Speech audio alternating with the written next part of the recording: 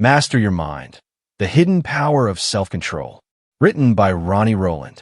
Published by Growth Literacy Lounge. Most people will never master their mind. Not because they aren't capable, but because they never try.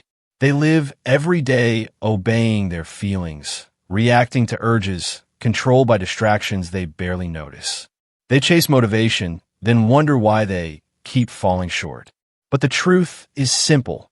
The mind you do not control will control you. This book is not about motivation. It is not about tricks to feel better. It is about self-control, the quiet, brutal power to do what needs to be done, no matter what your emotions scream. The world does not reward the most talented. It rewards the most disciplined, the ones who act when they don't feel like it, the ones who move forward without applause, the ones who master themselves when it would be easier to give in. That level of control is rare, but it is not unreachable. You are not born to be a slave to impulses. You are not meant to live reactive, distracted, or weak. There is a strength inside you, waiting to be forged through repetition, clarity, and ruthless honesty. Self-control is not a gift. It is a decision, and once made, it reshapes everything. As Tony Robbins once said, it is in your moments of decision that your destiny is shaped. This book is that moment. 11 chapters, each one designed to train your mind, break old patterns, and build a level of self-discipline that cannot be shaken. But understand this now, no one can do this work for you. You must read with intention, apply with force, and above all, refuse to negotiate with the weakness inside you. Let's begin. Chapter 1. Cut off the option to quit. Quitting is not a single moment. It's a mindset built one excuse at a time. The moment you leave quitting on the table as an option, it waits for you. It grows in silence. It waits until you're tired, overwhelmed, uncomfortable. And then, when your guard is down, it strikes. Discipline dies the moment you allow quitting to stay in the room. You have to shut the door, burn the bridge, cut the cord.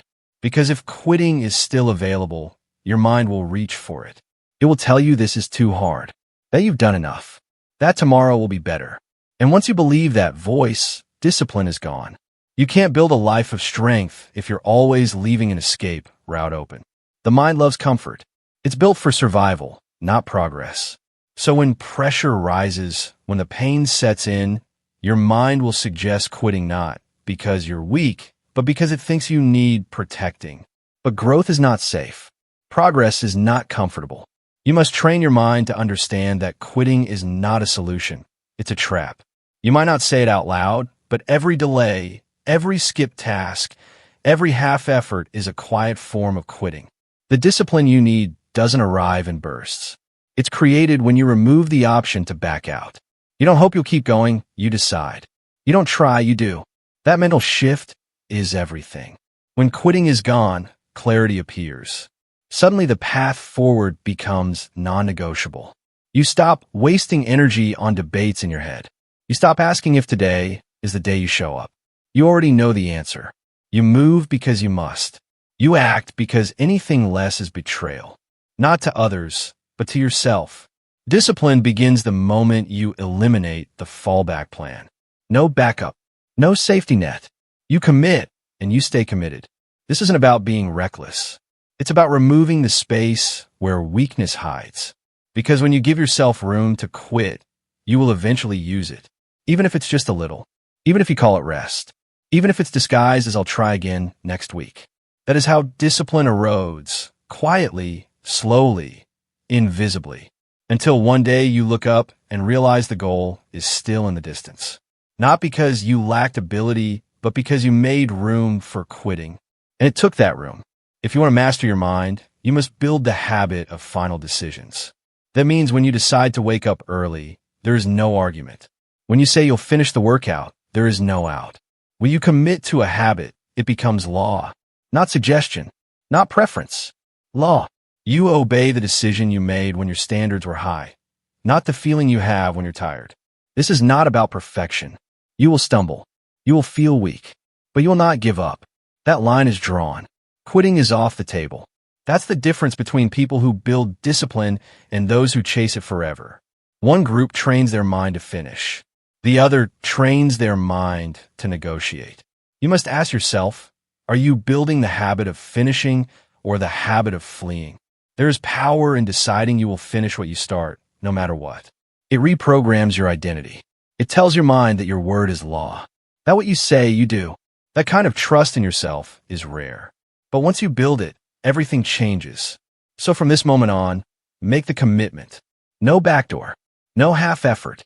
No negotiation. Cut off the option to quit and watch what happens to your strength.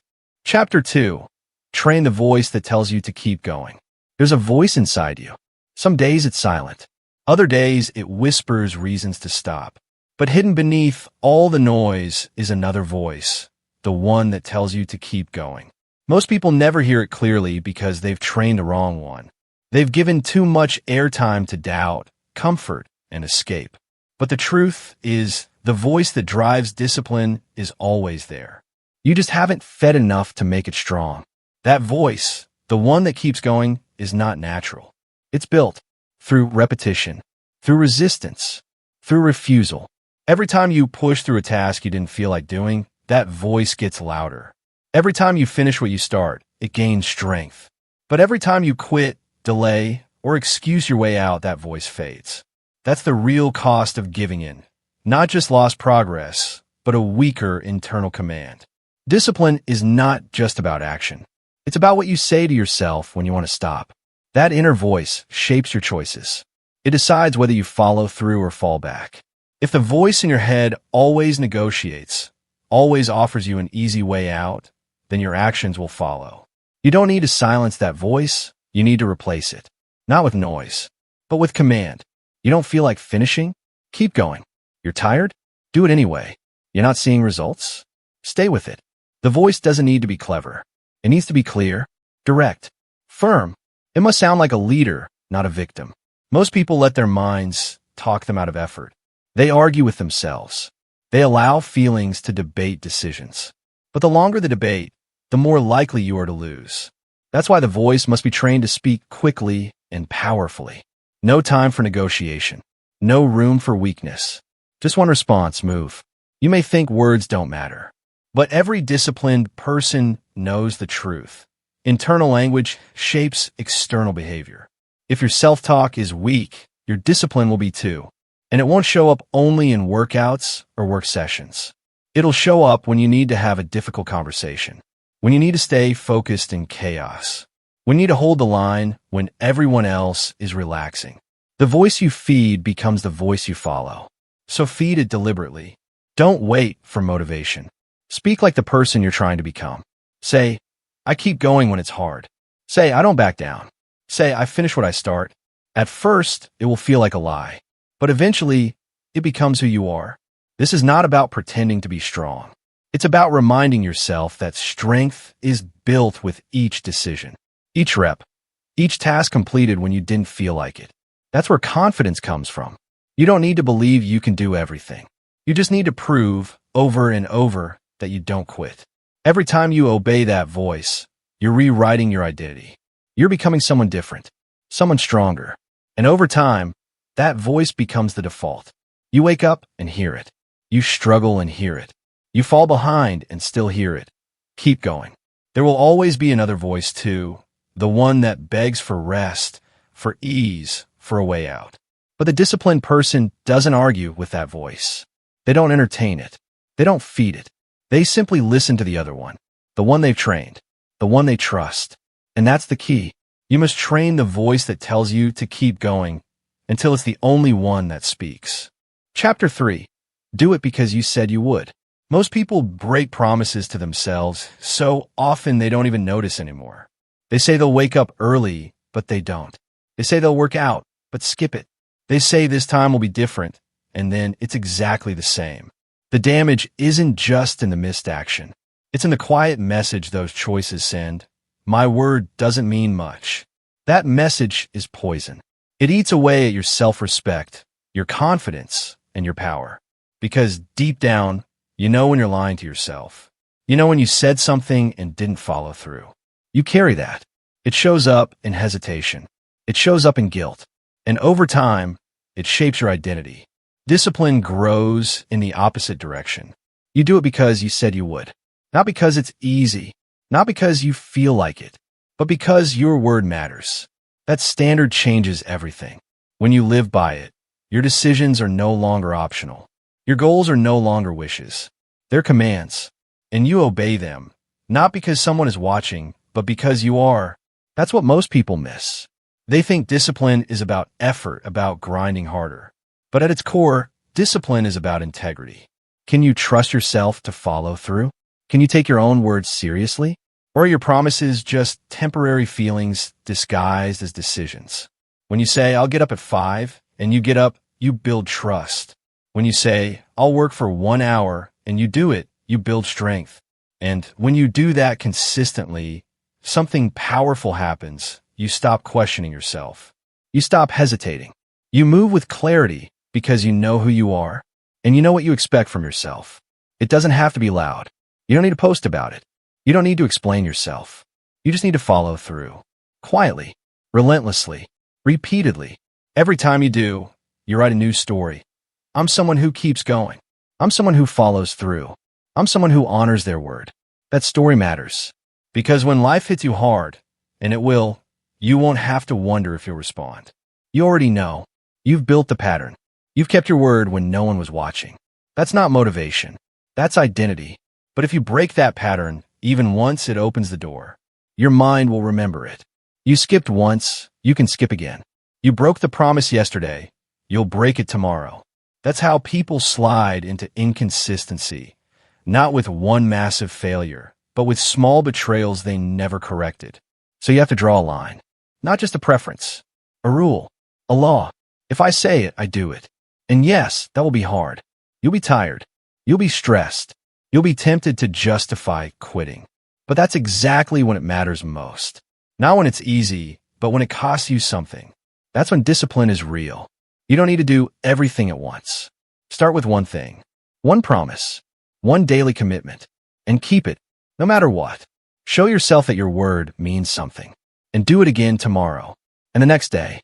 Stack those wins until your mind has no choice but to believe you. That's when things change. Not because the work gets easier, but because you get stronger. You stop waiting for ideal conditions. You stop negotiating with feelings. You act simply because you said you would. And when that becomes who you are, there is nothing you can't build, nothing you can't face. So ask yourself right now, what did you promise? And are you living like it matters? Chapter 4. Starve distractions until they stop controlling you. Discipline is not just about what you do, it's also about what you stop doing. You cannot focus if your mind is constantly being hijacked. And in today's world, distraction is everywhere. It lives in your pocket. It hides in your habits. It shows up in little moments when you're tired, bored, or overwhelmed. And the more you feed it, the stronger it becomes. Every time you reach for your phone without thinking, you're training your mind to escape. Every time you check notifications before finishing a task, you're teaching yourself that dopamine matters more than progress. These actions seem small, but they add up. One scroll becomes 10. One skipped task becomes a day wasted. And before you know it, your attention span is gone, and your goals are still untouched. The enemy of discipline isn't just laziness. It's noise. Endless noise, pulling your mind in every direction except forward. You sit down to work, and your mind craves stimulation. Not because you're weak, but because you've conditioned it to expect distraction. That is why your first job is to starve it. Starve the tabs that don't move your life forward. Starve the conversations that lead nowhere. Starve the scrolling, the checking, the refreshing. Starve everything that gives you relief without results. At first, your mind will fight. It will itch for the hit. But the longer you resist, the quieter it becomes. You're not obligated to respond to everything. You're not required to be available at all times. That belief that you must always be plugged in is what keeps you reactive. Discipline demands that you reclaim your focus, that you remove access to your attention like it's sacred, because it is, and you've been giving it away too easily.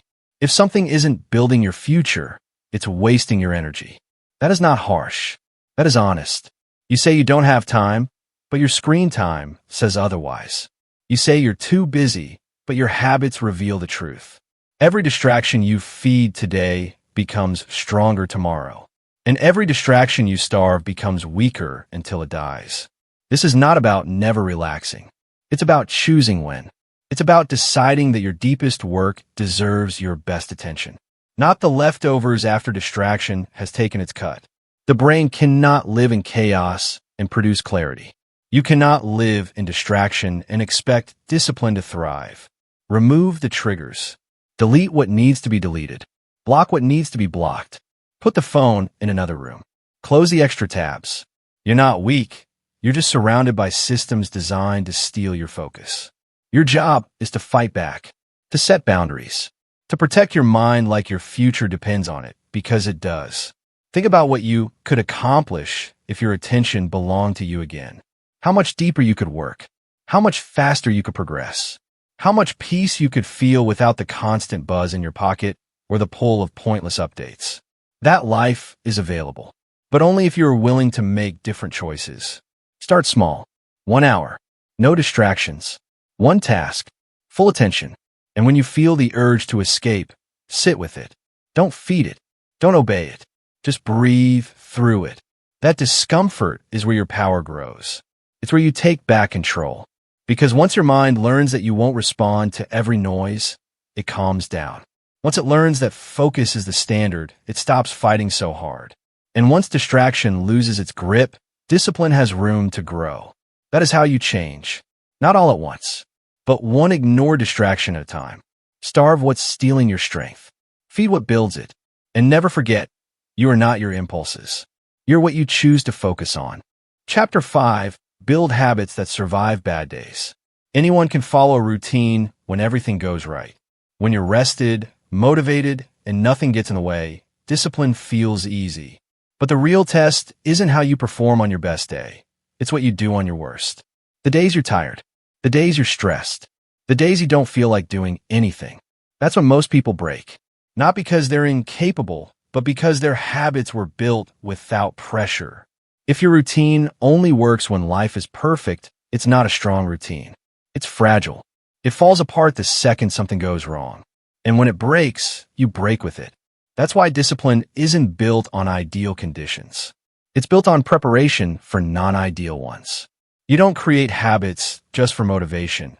You create them for moments when motivation is completely gone. This is why your habits must be simple, strong, and automatic. Not massive, not complicated, but small enough to be done even when you're at your worst. 5 minutes of reading, 10 minutes of writing, a few reps on the floor. The size doesn't matter. The consistency does. Because even on your lowest days, momentum must continue. Action must happen. You must move, no matter how small. The mistake people make is aiming for perfection and then quitting when they miss. They say, I can't do the full routine today, so they do nothing. But that teaches the mind that missing is acceptable, that the habit can be broken, that discipline is optional. You must train yourself to do something, even if it's not ideal. Especially when it's not ideal. You need fallback habits, baseline standards, automatic responses that require no thought. When the day crashes, when your plans explode, your fallback kicks in. That's what separates discipline from motivation. Motivation asks how you feel. Discipline executes the plan regardless. If your body is exhausted, stretch instead of running. If your mind is scattered, review instead of writing. You adapt, but you never skip. That consistency trains your mind to stop looking for reasons, to stop needing conditions, to stop waiting for alignment. Instead, you train it to act by rule, not mood. Bad days are not failures. They are proving grounds. They test whether your habits are real or imaginary, whether your actions are emotion-driven or identity-driven. And if you pass the test, if you show up even when it's hard, you build something unshakable. A habit that survives difficulty becomes a habit that lasts for life. You cannot rely on your future self to save you. You must design habits now that protect you later, because you'll have days where everything feels off, where energy is low, where emotions are high. And if you don't have a system in place, you'll crumble. Not dramatically, but silently. You'll skip a day, then another, until the habit is gone and discipline with it. The strongest people you know didn't become consistent by accident. They planned for resistance. They built systems that worked anyway. They didn't need inspiration. They needed structure. That's what you must build. Structure that doesn't disappear when your mood shifts. Habits that don't ask how you feel. Routines that work even on broken days. So build your habits with your worst days in mind. Make them flexible, but unbreakable. Create rules you follow even when the world feels heavy. Teach your mind that no day is a good enough excuse to stop. Because the real victory isn't doing your best work, it's doing the work at all when you least want to. And once you master that, nothing can stop your momentum. Not a bad mood, not a busy schedule, not a hard week, because you've trained yourself to act. And that habit, once built, carries you through everything. Chapter 6. Demand more from yourself than the world expects. The world will always let you settle. It rewards mediocrity with comfort. It praises average with distraction. And if you let it, it will convince you that doing just enough is noble, that staying the same is normal, that the minimum is acceptable. But deep down, you already know, discipline begins where the world's expectations end. Most people live beneath their potential not because they lack talent, but because they accept too little from themselves. They wait for someone else to push them, someone else to raise the bar, someone else to tell them it's time to grow. But that someone isn't coming. If you want to rise, you must demand it from yourself. You don't need the world to expect more of you. You need you to expect more, because your standard is what shapes your actions. And if your standard is survival, that's all you'll ever achieve. But if your standard is growth, your entire life changes. Not instantly, but with every small decision you hold to a higher level. When you set a high standard, everything shifts. You stop excusing laziness. You stop allowing half effort. You stop tolerating inconsistency. And you begin to see every day as an opportunity to rise, not just coast. That mindset doesn't make life easier. It makes you stronger. Because when you demand more, you uncover more. You pull strength out of places you didn't know existed. People will call it obsessive. They'll say you're too hard on yourself. Let them. They don't understand what it means to carry a standard that doesn't depend on applause. Because most people only work when someone's watching. Most people only push when the deadline is real. Most people only rise when the pressure is external. But discipline lives in the exact opposite space. It lives in the place where you decide that good enough is not good enough anymore. Demanding more doesn't mean being reckless. It doesn't mean burning yourself out to prove something. It means raising your default. If your minimum is higher than everyone else's maximum, you don't need to chase greatness. It begins to follow you. Not because you're lucky, but because your standard leaves no room for average. You must become the kind of person who finishes the set even after the body says stop. Who writes the page even when inspiration is gone. Who practices when others are relaxing. That identity is not about talent. It's about choice. A choice to hold yourself to a level so high that comfort can't reach you anymore. No one will understand the effort behind your standards. They're not supposed to. That's what makes it discipline. It's personal. It's silent. It's built behind closed doors. While others sleep, scroll, or stall, you're building something. Not just results, but character. That's the reward of holding yourself to a higher demand. You become someone you respect. You don't rise by doing what everyone else does. You rise by doing what they refuse to do. Showing up when it's inconvenient. Doubling down when it gets hard. Pushing forward when nothing external says you have to. That's how you separate. That's how you gain control. Not over others, but over yourself. So set the standard. Make it sharp. Make it clear. And make it non-negotiable. This is who I am. This is what I do. And this is how I live. Don't wait for the world to demand more from you. Demand more from yourself. And never back down from that expectation. Because the moment you raise your standard, the world begins to rise to meet it. Chapter 7. Stop explaining and start executing. The more you explain, the less you do. People waste hours defending why they didn't act, justifying delays, or crafting stories to excuse the lack of progress. But none of those words move your life forward. Discipline is not built in explanations. It's built in execution. Either you did the work or you didn't. Everything else is noise. You don't owe the world an explanation for why you're behind. You don't need to convince anyone that you tried. You don't need approval for struggling. All you need is action. Not tomorrow. Not after things calm down. Not when you feel better. Right now. Because the only thing that fixes a lack of results is relentless execution. Excuses feel smart. They feel reasonable. They feel justified. But they cost you more than you realize. Every time you explain why you didn't follow through, you teach your mind that it's okay to delay. You teach your body that it doesn't have to respond. And you create a version of yourself that talks more than moves. That explains more than builds. That waits more than wins. Discipline doesn't negotiate.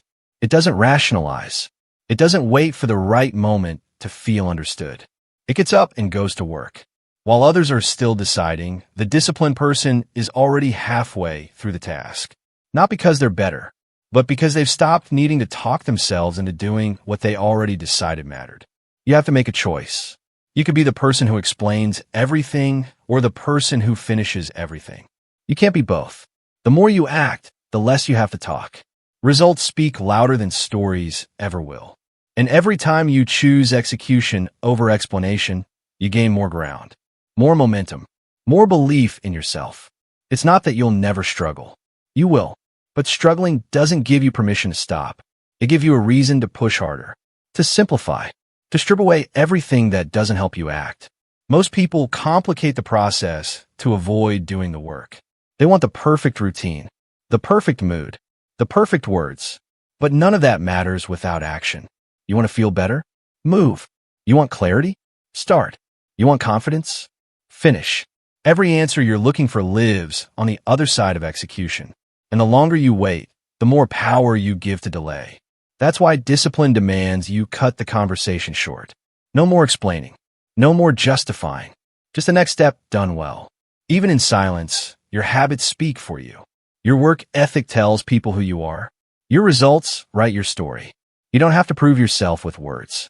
Prove it with consistency. Prove it with grit. Prove it by showing up day after day when nobody's watching. That's where respect is built. Not from what you say, but from what you live. You have to get tired of explaining. Tired of saying next week. Tired of saying almost. Tired of needing permission to do what you know you should be doing. The world doesn't need another explanation. It needs your example. And the only way to build that is by executing without hesitation. So shut the door on the debates. Let go of needing the perfect plan. Let go of needing to be understood. That energy is better spent on action. And once you act again and again, discipline takes over. Momentum builds, confidence grows, and the noise disappears. From this point forward, stop explaining your way around the work. Start executing through it, and watch how fast your life starts to change. Chapter 8. Make discipline your default, not your effort. Most people treat discipline like a tool they only use when things get out of control. They wait until their life is messy, their habits are broken, and their results are slipping. Then they try to fix it with a burst of willpower. But by then, it's already too late. Discipline isn't supposed to be a rescue plan. It's supposed to be your default setting. When something is your default, you don't think about it. You don't debate it. You just do it. Like brushing your teeth. Like locking the door. It happens automatically because it's who you are, not something you try to remember. That's the goal with discipline. Not to reach for it when you're behind, but to live from it every day. The problem is, most people build discipline on emotion. They feel inspired and take action.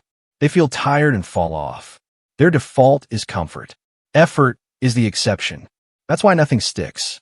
The highs are short, the lows are long, and progress is inconsistent at best.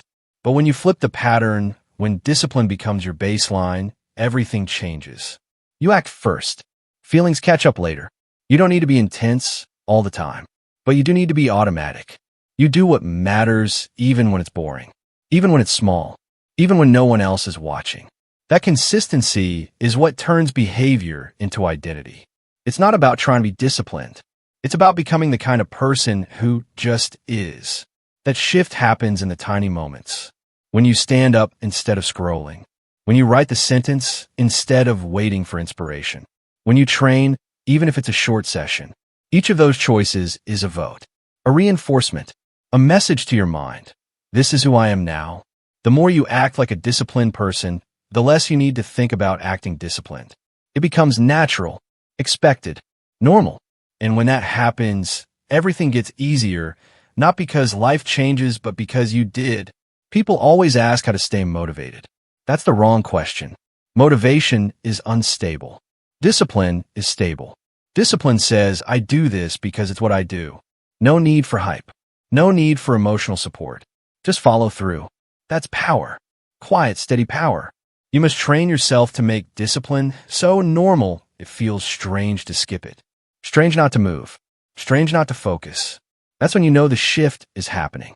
When you stop needing to push yourself because you've already programmed yourself. That's what makes high performers different. They're not working harder all the time. They just built a system that keeps moving even on bad days. Your mind loves patterns. If your current pattern is effort only when convenient, you'll keep repeating that cycle. But if your pattern becomes action regardless of feeling, that's the life you'll start to live. Don't wait for things to fall apart before you get serious. Build the structure now. Put the rules in place now. Repetition is what sets the default.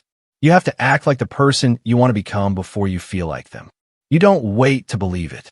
You behave it. And as you behave it, belief follows. Suddenly, discipline doesn't take more energy. It saves energy. It removes decision fatigue. It gives you back your time, your clarity, your momentum. So stop treating discipline like a last resort. Make it your first move. Make it your foundation. Make it so regular that skipping it feels unnatural. That's when you're not fighting for discipline anymore. You're living from it. You're moving from it. And that's when it becomes who you are, not what you hope to be. Chapter 9. Move fast before doubt has time to speak. Hesitation is the enemy of discipline. It's not the big failures that kill your progress. It's the small pauses. The moments you wait. The seconds you delay. The space between the thought and the action. That's where doubt lives.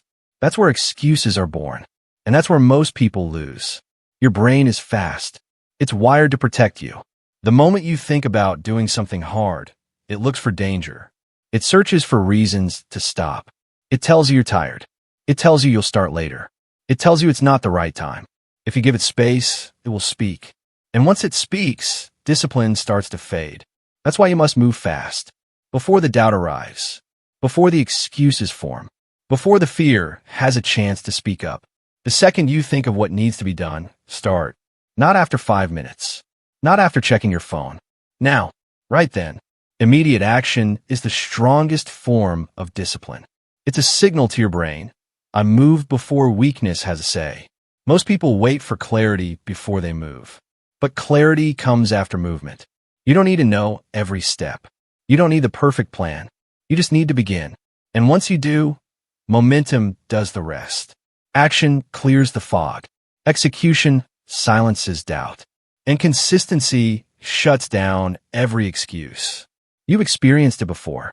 A task you thought would be painful felt easier once you started.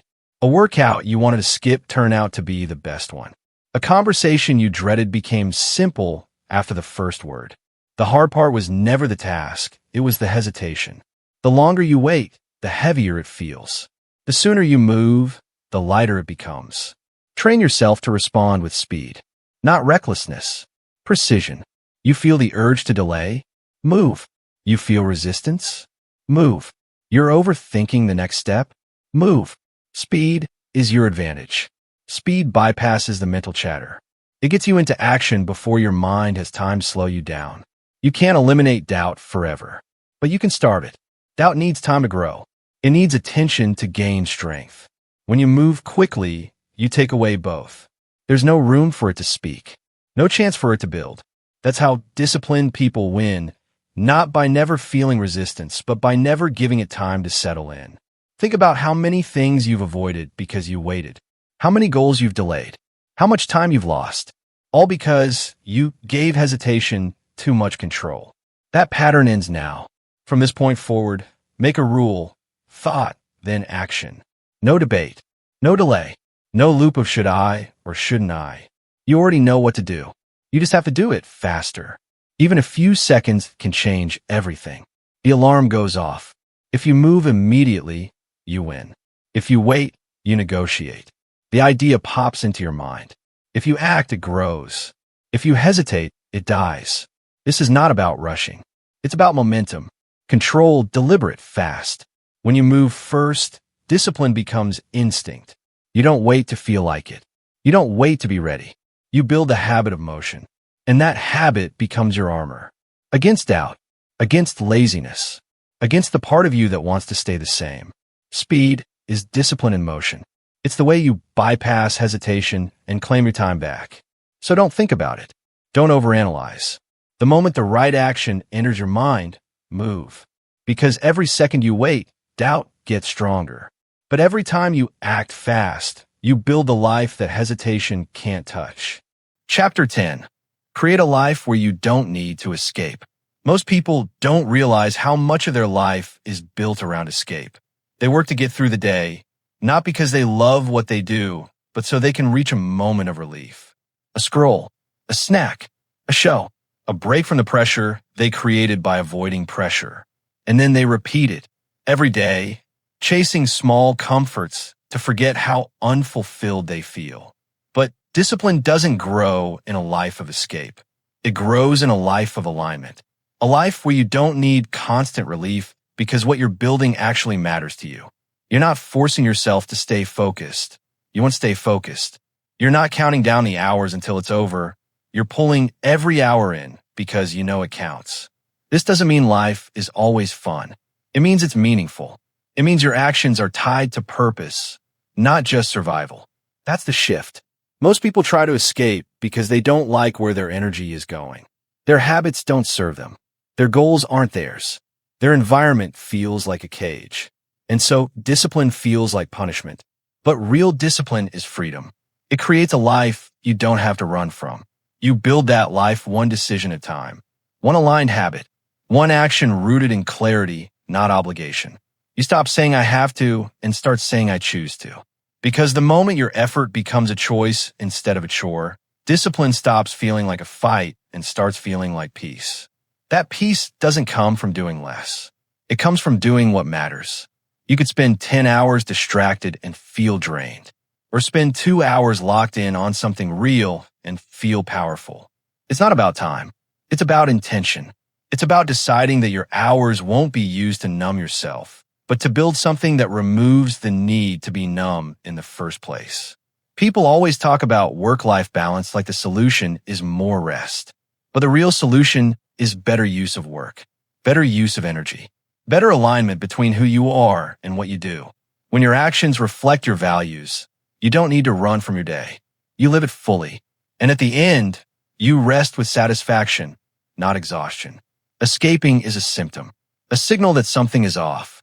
And instead of just adding more self-care or more entertainment, maybe the real answer is to build something you don't want to escape from. A mission that excites you, standards that elevate you, a mindset that supports you. That's where discipline thrives in environments designed for purpose, not pressure. You'll still need recovery. You'll still get tired, but rest will feel earned. It will be part of the cycle, not an attempt to forget. That's the difference. People who live disciplined lives don't hate rest. They just don't use it to hide. They use it to reset. And then they go again, not because they have to, but because they want to. Your environment matters. Your goals matter. But most of all, your intention matters. You can't keep building a life that exhausts you and expect to feel energized. You can't keep chasing fake wins and expect to feel fulfilled. At some point, you have to stop and ask, what am I really building? And is it something I'm proud to wake up for? Discipline gives you that answer. It removes the chaos. It simplifies the noise. And it gives you a life where you don't need to scroll to feel alive. You don't need to escape your thoughts. You don't need to count the hours until it's over. Because every moment, every decision, every effort, it all leads somewhere that matters. And that is a life worth staying present for. Chapter 11. Build the identity that discipline can't live without. Discipline is not just about what you do. It's about who you believe you are. You can force actions for a while, push through resistance for days or weeks, but if your identity doesn't match your habits, you will always return to your default. You may start strong, but you'll slip back into old patterns, not because you're weak, but because you're still seeing yourself as the old version of you. The real shift happens when discipline is no longer something you use, it's something you are. You no longer say, I'm trying to be more disciplined. You say, this is just what I do. You no longer wait for strength to show up, you carry it with you. Because it's who you are now. The behavior becomes automatic. Not because it's easy, but because it fits the identity you've chosen to live by. The problem most people face is that they act out of alignment with their identity. They wake up, try to build consistency while still seeing themselves as someone who quits. They attempt hard work while still believing they're lazy. They want self-control, but they still call themselves impulsive. That internal conflict always wins. Your actions may push forward, but your self-image pulls you back. Until you change how you see yourself, discipline will always feel temporary. So who do you believe you are? Not in words, but in behavior, in patterns, in what you do when no one is watching. If your identity is built on excuses, shortcuts, or past failures, then your habits will match. But if you build your identity on repetition, clarity, and action, then discipline stops being something you fight for. It becomes something you live from. You change your identity by keeping promises to yourself. You build evidence that proves, over time, that you're who you say you are. When you say, I don't skip workouts, and you train anyway, you prove it. When you say, I get things done, and you follow through, you prove it. And after enough proof, your mind accepts the new standard. It stops arguing. It adapts. That's the power of aligned identity. You don't need motivation because you've removed negotiation. You don't wonder if you'll act. You know you will. You've done it so many times that the path is already worn into your behavior. The moment you wake up, the decision has already been made. That's not pressure. That's peace. And it goes deeper than habits. Identity shapes everything. Your focus, your energy, your confidence. If you see yourself as the kind of person who finishes what they start, your brain looks for ways to reinforce that. You act differently. You respond faster. You think clearer. Not because of luck, not because of willpower, but because you're living out a version of you that was chosen on purpose. So make the choice. Let go of the old identity that held you back. The version of you that needed motivation, that chased comfort, that explained every delay. That version is done. You don't need it anymore. You're building something stronger, a mind you can trust, a life that reflects your values, a future you're proud to earn. You don't have to be perfect. You just have to be consistent, not in every action, but in the belief that you are no longer the person who waits, delays, or explains. You're the person who shows up, who executes, who decides. That identity will carry you further than motivation ever could. Because in the end, it's not about doing more. It's about becoming more. Becoming the type of person for whom discipline is not a struggle. It's the standard. That's the real win. That's the real transformation. And that is who you were always meant to be. Take care and be well.